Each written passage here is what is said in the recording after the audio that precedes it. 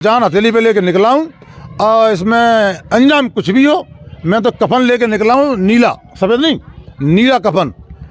और चल समारोह निकले थे और भी दशहरा मिलन समारोह हुए शहर के अंदर, मैंने क्लिपिंग भी दी, भरे बाजार में इन चल समारोह निकाला। और ग्वालियर ब्रेकिंग में आपका स्वागत है। मेरा नाम है सागर यादव और अभी हमारे साथ मौजूद हैं प्रीतम सिंह लोधी जी। प्रीतम जी, सबसे पहले तो आपका ग्वालियर ब्रेकिंग में स्वागत है। धन्यवाद।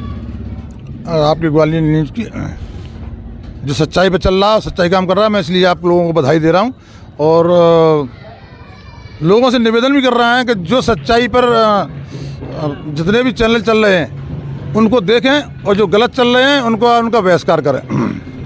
प्रीतम जी, जिस तरीके से अभी दशहरा मिलन समारोह का कार्यक्रम आपने किया था और वहीं से आपने कहा था कि मैं लाइसेंस निरस्त नहीं होने दूंगा, लेकिन कलेक्टर साहब ने तो लाइसेंस निरस्त कर दिए। ये प्रशासन है, नेताओं के दबाव में आकर उनने ये नहीं देखा कि सच्चाई क्या है और गलत क्या है। उन्हें इस चीज़ का कहीं से कहीं तक इनने इस चीज़ पर विचार नहीं किया और लाइसेंस निरस्त कर दिए। हमने केवल 3 बातें कही थी कि हमें अत्याचार नहीं करना है, ना ही हमें सहन करना है और ना ही हमें अत्याचार देखना है। तो हमारे बड़े पत्रकारों ने, उच्च लेवल के लोगों ने एक लाइन काट दी कि हमें अत्याचार नहीं करना है, 2 लाइनें उसमें से बोल दी, हमें अत्याचार सहन नहीं करना है और अत्याचार देखना नहीं है। तो मैं उन पत्रकार महोदय से कहूँगा कि ये दोहरी राजनीति न करें, जनता के ऊपर जो सत्य है उसको दिखाया जाए। अब लाइसेंस हमारे निरस्त कर दिए 8 में 5 तो ऐसे थे कि जो लोग वहाँ थे ही नहीं, किसी ने दुश्मनी बहस ये किया। मैं उनसे उनकी घोर वो करता हूँ, निंदा करता हूँ कि जिस चीज़ें देश के अंदर एक ही कानून चलना चाहिए, बड़ों के लिए अलग और छोटों के लिए अलग, ये नहीं।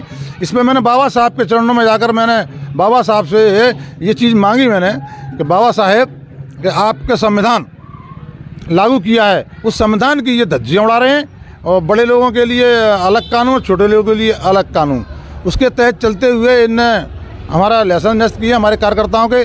मैं उनसे कहूँगा कि और चल समारोह निकले थे और भी दशहरा मिलन समारोह हुए शहर के अंदर, मैंने क्लिपिंग भी दी, भरे बाजार में इन चल समारोह निकाला और गोलियां चलाई उन पर आज तक कोई कार्रवाई नहीं हुई। उनने शस्त्रों को खुलेआम लहराते हुए ये कहा और गोलियां चला रहे हैं, नहीं हुआ।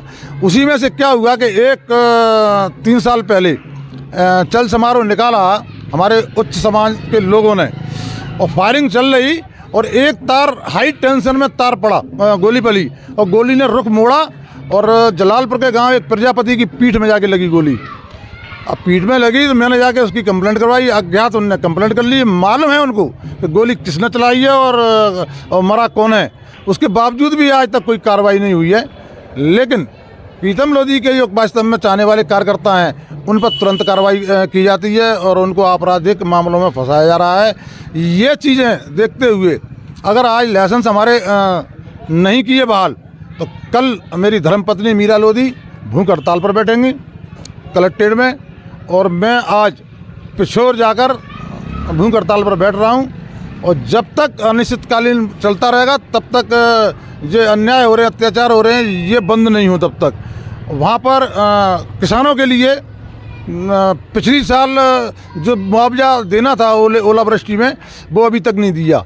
अब की बार फसलें ख़राब हो गई पानी से, वो नहीं दिया। तो मैंने उस पर धरना प्रदर्शन कर रहा हूँ कि इनको मुआवजा पहला भी मिले, अभी भी मिले, दोनों साल का मुआवजा मिलना चाहिए। उस बात को लेकर धरना प्रदर्शन कर रहा हूँ। उसके बावजूद थोड़ी बहुत फसल बच जाती है किसान की तो वो शासन को देता है, लेकिन बैंक में जब जाता है पैसे लेने के लिए कहीं इसको 2000 पकड़ा देते हैं, कहीं 1000 पकड़ाते हैं, कहीं 3000।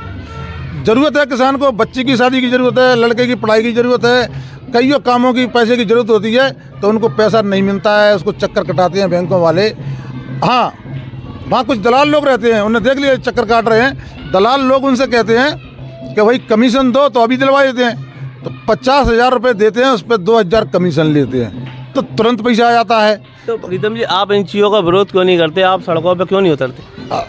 वही तो उतरने जा रहा हूँ मैं, वही तो विरोध कर रहा हूँ और अगर ये विरोध नहीं नहीं दिया और लोगों के काम नहीं किए, किसानों को राहत नहीं दी, तो फिर मैं आगामी कदम मेरा रहेगा कि मैं यात्रा शुरू करूंगा जन जागरण ओबीसी एससी और एसटी के लिए, और पूरे मध्य प्रदेश में चप्पे चप्पे पर जाऊंगा, हर घर की जाके कुंडी खटखटाऊंगा और हर लोगों को जागृत करूंगा कि भाई 23 चुनाव आने वाला है। इस 23 चुनाव में हम इन पार्टियों को सबक सिखाएंगे और जागृत करके सरकार में भागीदारी हो ओबीसी एससी एसटी की, क्योंकि जितना उनका हक है वो हक दिलाने की व्यवस्था करूँगा। प्रीतम जी, आपको ऐसा लगता है कि भाजपा ने जैसे आपको पार्टी से निष्कासित किया है, तो भाजपा को इस चीज़ का कहीं बड़ा लॉस तो नहीं हो जाएगा? बहुत अच्छा क्वेश्चन किया आपने। भाजपा ने मेरे को पहले 6 साल पहले निष्कासित किया, 6 साल के लिए, और 6 अब कर दिया, तो 12 साल का वनवास दे दिया मेरे को।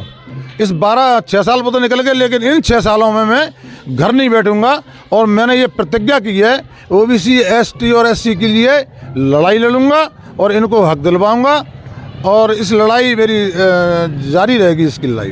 तो प्रीतम जी, जैसे कि जिन लोगों के लाइसेंस निरस्त किए हैं, तो आप बता रहे हैं कि वो लोग उसमें तो कुछ लोग वहाँ थे ही नहीं, तो क्या जानकारी लिए बिना ये लोगों के लाइसेंस निरस्त कर दिए कि वो जलालपुर के रहने वाले हैं, बस इनके निरस्त कर दो, ऐसा हुआ है क्या? जी बिल्कुल ऐसा ही हुआ है, और इसी तो कह रहा हूँ, प्रशासन से मैं कह रहा हूँ, देखो रात जाते रहते हैं, पार्टियाँ बदलती रहती हैं, लेकिन इतना अन्याय नहीं करना चाहिए।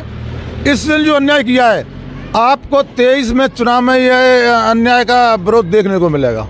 तो जैसा कि अभी हमारे दर्शक देख रहे हैं, तो क्या मामला था, आप पूरी बात हमें बताइए। आप मंच पे थे, इसमें आपने लोगों से बोला कि अत्याचार सहूँगा ना कल होने दूंगा, तो उसमें पूरी बात हमें जरा बताइए दर्शक। मैंने जितने भी लोग समर्थ थे, शस्त्र पूजन के लिए सबने बुलाया, और गांव में एक ऐसी जगह पे हमने तलवार वाले हनुमान जी पे शस्त्र पूजन किया है। सारे लोग करते हैं शस्त्र पूजन, सारे समाजें करती हैं, वो गोलियां भी चलाते हैं, हमारा देश भी करता है। हमारे देश में 26 जनवरी 15 अगस्त को क्या हम शस्त्र का पूजन भी करते हैं और यात्रा भी निकालते हैं। वो किसी को मारने के लिए थोड़ी निकालते हैं, वो केवल इसलिए निकालते हैं कि पड़ोसी देश देखे और पड़ोसी देश देखकर हम पे आँख उठाने की कोशिश न करे, इसलिए हम ये चीज़ें करते हैं। तो मैंने कौन सा गुनाह कर दिया ये दिखा के? नहीं, सरकार कर रही है, शासन कर रहा है और सारी समाजें कर रही हैं। प्रीतम लोधी के अनोखा थोड़ी ज़्यादा प्रीतम लोधी पर कार्रवाई हो रही है।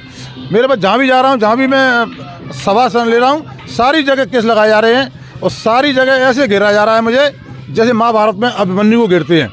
लेकिन मैं उनसे कह देना चाहता हूँ कि अभिमन्यु ने को घेरा गया था, हत्या की थी अभिमन्यु की, तो ऐसे ही मुझे घेरा जा रहा है और मेरी हत्याओं की साजिश रची जा रही है। और लेकिन मैं इनसे कहना चाहता हूं कि इस तरह अन्याय मत करिए, 23 चुनाव आने वाला है, नहीं तो हमारा हक दीजिए। महाभारत में भी पांडवों ने अपना हक मांगा था और अपना जो उनका बनता है वो मांगा था, लेकिन उनने नहीं दिया। उनने कम मांगा, कम भी नहीं दिया। लास्ट में उनने 5 गाँव मांगे कि हमें केवल 5 गाँव दीजिए, लेकिन 5 गाँव जब नहीं दिए तो फिर क्या हुआ? फिर युद्ध हुआ, महाभारत हुआ। ऐसे ही मैं उच्च समाज के लोगों को और बड़ी पार्टियों के लोगों से कह देना चाहता हूं, अगर अभी भी समय है, अगर अभी भी आप लोगों ने हक नहीं दिया इन समाजों को, तो फिर महाभारत ही शुरू होगा। ये मैंने प्रतिज्ञा कर ली है। मैं तो अपनी हथेली पे जान हथेली पे लेके निकला हूँ, और इसमें अंजाम कुछ भी हो, मैं तो कफन लेके निकला हूँ, नीला, सफ़ेद नहीं, नीला कफन, और इस नीले कफन को लेके निकला हूँ। तो लास्ट तक, अंतिम सांसों तक मैं ये लड़ाई लड़ूंगा और इनको हक दिलवाऊंगा। तो धरने पे आप बैठ रहे हैं, कल आप कहाँ बैठने जा रहे हैं धरने पे? मैं पिछोर में बैठ रहा हूँ और पत्नी मेरी बैठ रही है ग्वालियर में, कलेक्ट्रेट में। हम लोगों के जब तक न्याय नहीं मिल जाएगा अनिश्चितकाल तक हम धरना रखेंगे, भूख हड़ताल रखेंगे। आपकी वाइफ जो बैठ रही है धरने पे, क्या मामले को लेकर बैठ रही हैं? वो लाइसेंस नष्ट के मामले पर लेकर बैठी हैं कि हमारे जो कार्यकर्ताओं के नष्ट किए हैं उनको बहाल किया जाए। अगर बहाल नहीं करेंगे तो हम लड़ाई लड़ेंगे। हमारे साथ मौजूद थे अभी प्रीतम सिंह लोधी जी, इनसे हमने बात की। बाकी ताजा तरीन